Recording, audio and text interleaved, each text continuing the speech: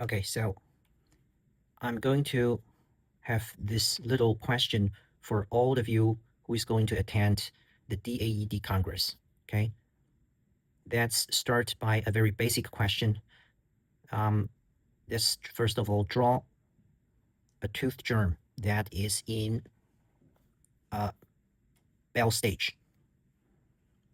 And let's establish some baseline first by saying that this is going to be where the future cusp or the incisal edge will be. And for that to happen, there is going to be a layer of cell that we call the enamel knot. This group of cell is going to send patterning signals to the underlying epithelial cells here and the ectomesenchymal cells here. This is the inner enamel epithelium, and this is the future odontoblast.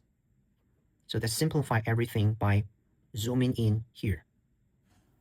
Okay, so let's zoom in this basement membrane here, and we have the first inner enamel epithelium cell. And right beneath that, we have the odontoblast here. Okay, so let's simplify everything. The odontoblast is going to secrete the predentin like that. And this predentin will induce, let's draw a signal, induce these inner epithelial cells and turn it into the pre-ameloblast and finally into the ameloblast. And the cell is becoming polarized, and we see the Tomes process and the distal part of the ameloblast cell here. So that's called the cell number 1. Now, this differentiation will at the same time induced the adjacent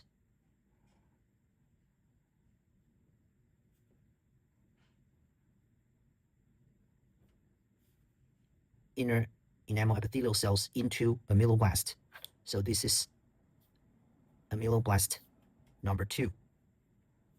At the same time, this cell will secrete the first increment of the hydroxyapatite, or the first layers of the enamel.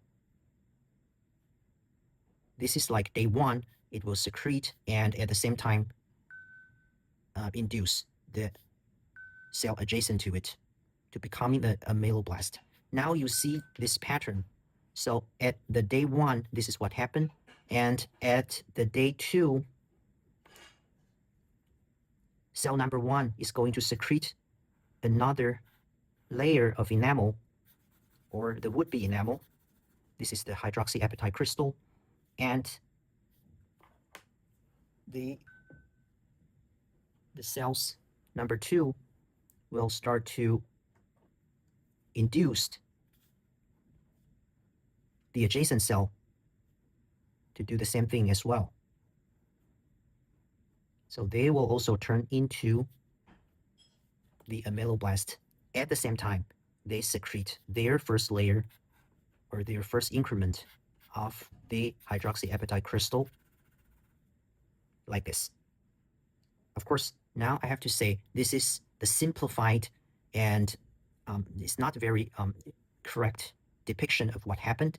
What actually happened is this cell number 1 will be pushed away by this increment of the enamel rods.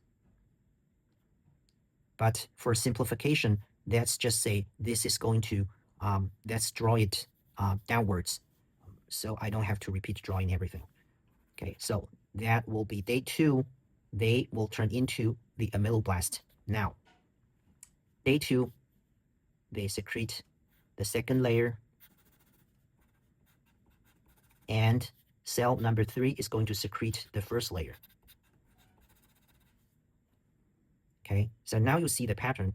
It goes on and on. Now they will secrete the second layer, but cell number 2 will secrete the third layer. But for the cell number 1, it will secrete the fourth layer. Now, if you start to see the pattern that everything will connect here and also here, apologize for the bad drawing, and here. So this is what we call a cross striation, which means the daily increments of the enamel rods by the ameloblast. And this is like a wave of induction coming from the cusp tip all the way down to the Hertwig root sheath. Okay, so in a more simplified version, I will draw it here. This is going to be ameloblast number 1. They secrete first layer and induce cell number 2 to secrete the second layer while it will secrete the third layer, and it will induce cell number 3 to secrete their first layer. At the same time, they will secrete the second layer, and the cell number 1 is already secreting its third layer. Now, when it propagates towards the cervical, you will see this pattern. This is going to add another one here, and this is going to add another one here. So basically something like that. Now, the question for all of you who is going to attend my lecture is, if you connect all this circadian rhythm, you will see a concentric circle.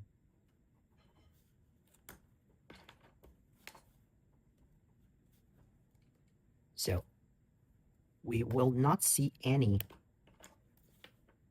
lamination on the surface, because this is finally, this will become a layer of the ameloblast, which will in turn mature and finally become the reduced enamel epithelium fused together with the outer enamel epithelium.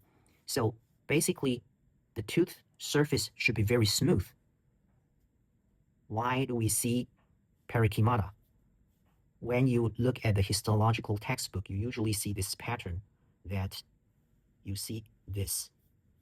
And here is the perikymata. Perikymata. So how does it form? If suppose this theory is correct, we should see just a very smooth layer of cells on the tooth surface.